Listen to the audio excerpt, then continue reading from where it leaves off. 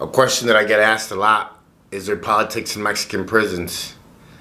There's way more politics in Mexican prisons. There was a fight that left 16 inmates dead in Zacatecas. It was at the beginning of this year.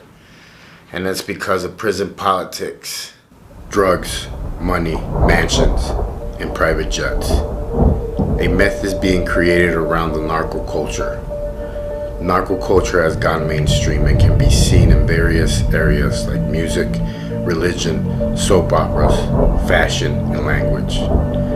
But it's not all the pretty roses people like to see. Join me as I tell you the truth behind cartel life. This is narco culture. Hey, what's up? JC with Wrong Strong. If you're new to my channel, make sure you subscribe, hit the bell, leave a message. Don't miss nothing. If you are part of my raza, you already know who you are. Súbanse a la Suburban. Let's put some gas in it. Let's take a ride.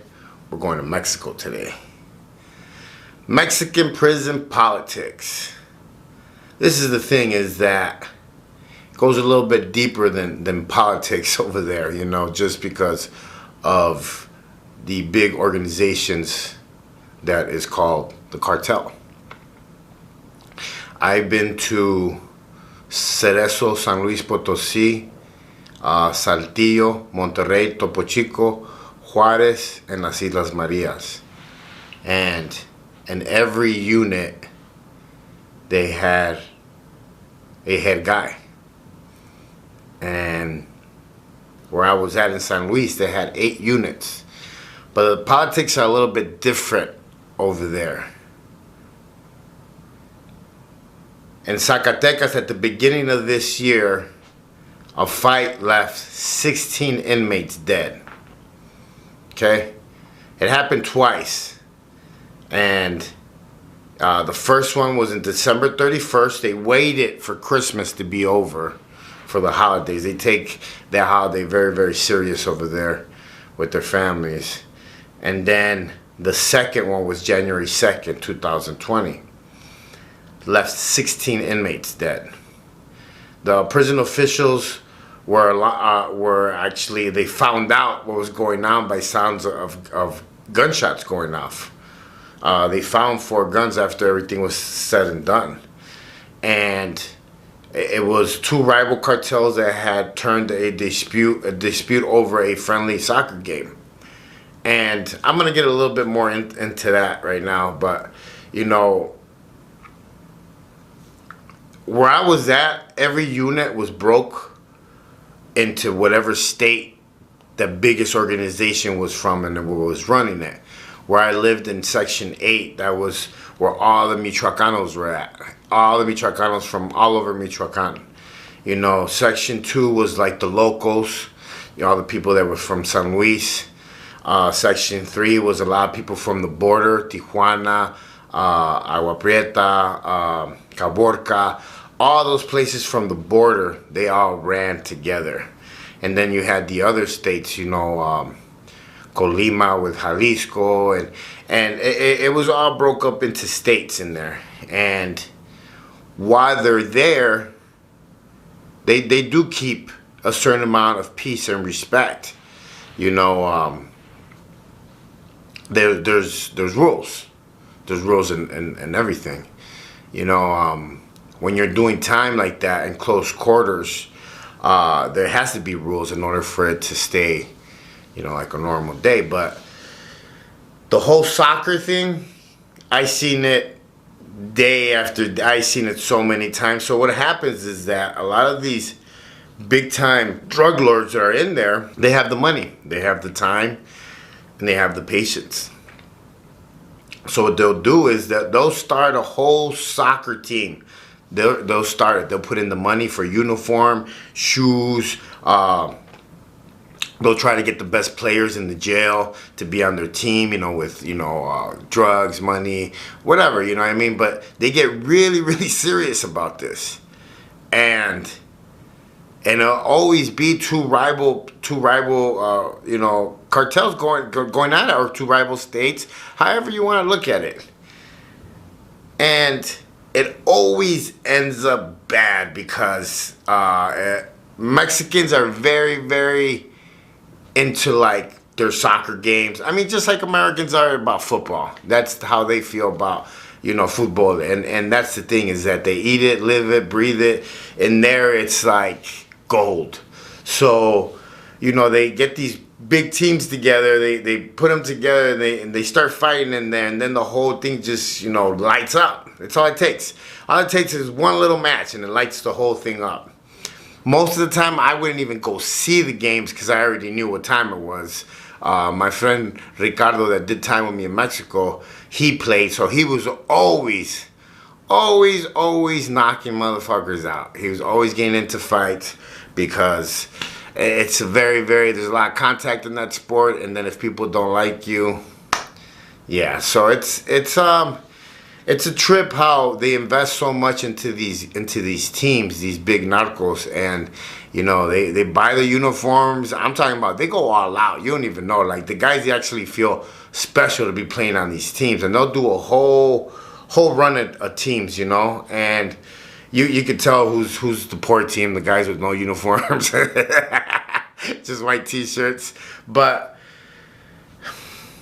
once there's a dispute and it's, you know, two opposite sides, they go all out, you know, and you might be saying, well, how the hell did they find, you know, 4 guns inside the prison? There's guns inside the prison. There's do you honestly think if they could get key of cocaine in there that they can't get pistols in there?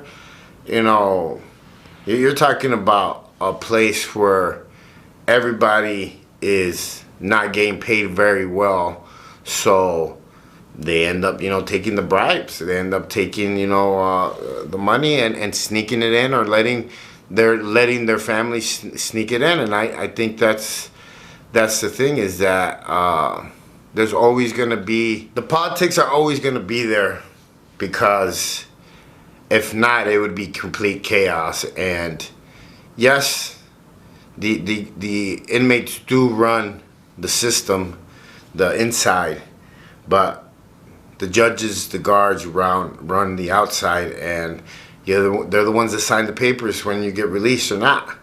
And you know, Mexico is very, very, very different compared to the United States. Very, very different. Their prison system is not the best. And you know, just a couple of years back, their prisons were still very, very old. Now they're moving into more high-tech places. But you know, a lot of these riots start over either the drugs or a friendly soccer game.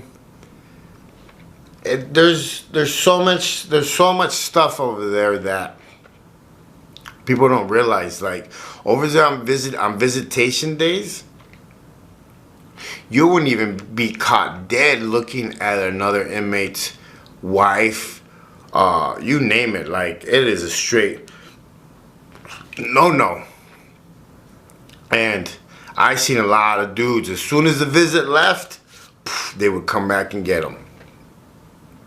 It's very, very different to do time over there.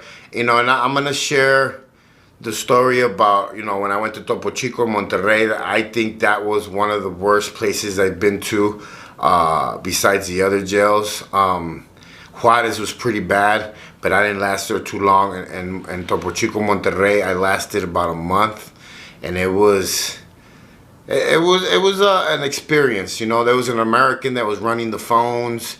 He was pretty cool, let me use the phones and stuff like that, but there was a lot of drugs.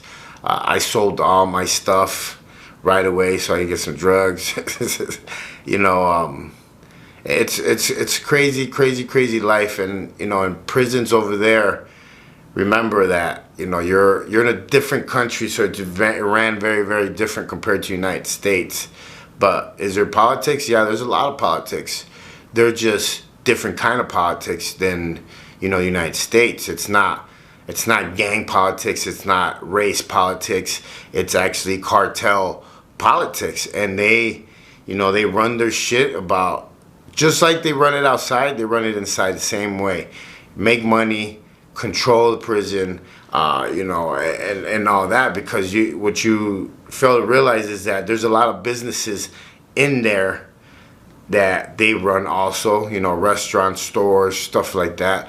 And I mean, drug sales, of course. I mean, you know, it's a free for all. There's a lot of dudes that make more money in there than they did outside, because if you're breaking down a whole 1,000 grams to a gram, you're making a lot of money. So that's the thing. The politics are carried by who is the head guy, who has the keys, you might say, like the Americans say it, the keys on the yard. He makes the decisions. When I lived where I lived at, it was Donato. He had Section 8, and he was the big dog of you know, a lot of people respected him from the whole prison. So, you know, these politics are not like gangs, but when it's time to get down, they get down like gangs. They have their soldiers, they have their little army ready to go, and when it's time to go, it's time to go. I experienced some of the worst violence I've ever seen in the Mexican prisons, that it would never, like, I'll never forget it. The stuff that I seen and what happened, and the way that, you know, these guys are set up to come in. You know, there was, you know, to each their own, but, you know, there was a system put up where people that had done really bad stuff, that I don't condone or nothing like that, would get put on the newspaper the night before, and then when he'd come in the day, they were already waiting for him. Politics are politics. There's always going to be politics, because it needs to be some kind of order. If not, it would be chaos, like the end of the world, where everybody was just out for themselves, and it doesn't work like that. Politics are set in place for a reason. They're set to create a chain of command, and that's the way it should be. That's the way it is, and that's the way it's always going to be. There is no changing it. Once you lose that control, then it'll be all chaos, and there'll be a lot of people losing their lives in there. So, you know, like I tell you guys, I don't glorify none of this stuff, but there has to be some kind of politics in order for the system to work. My name's JC. I am Wrong to Strong.